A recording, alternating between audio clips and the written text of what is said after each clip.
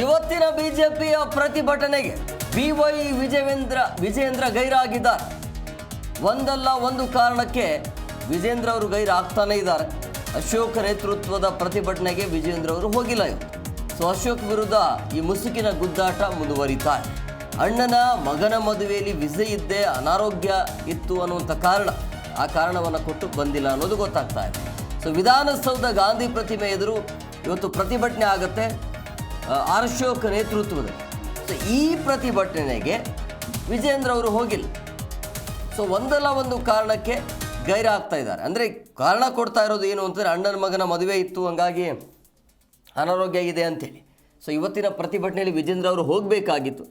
ಅವರ ಒಂದು ಮುಂದಾಳತ್ವದಲ್ಲಿ ಈ ಪ್ರತಿಭಟನೆ ಆಗಬೇಕಾಗಿತ್ತು, ಬಟ್ ಆಗಿಲ್ಲ. ಅಂದರೆ ಇಲ್ಲಿ ಇಬ್ಬರ ನಡುವಿನ ಮುಸುಕಿನ ಗುದ್ದಾಟ ಇದೆಯಲ್ಲ, ಅದು ಮುಂದುವರಿತಾ ಇದೆ ಅಂತ ಅನ್ನಿಸ್ತಾ ಇದೆ.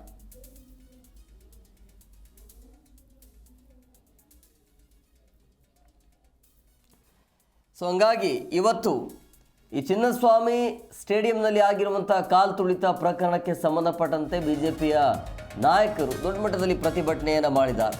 ಇದರಲ್ಲಿ ಅಶ್ವಥ್ ನಾರಾಯಣ ಆಗಿರ್ಬೋದು, ಅಶೋಕ್, ಚಲವಾದಿ, ರವಿಕುಮಾರ್ ಎಲ್ಲರೂ ಕೂಡ ಇದ್ದಾರೆ. ಆದರೆ ಇಲ್ಲಿ ಈ ಪ್ರತಿಭಟನೆಯಲ್ಲಿ BY ವಿಜಯೇಂದ್ರ ಅವರಿಲ್ಲ.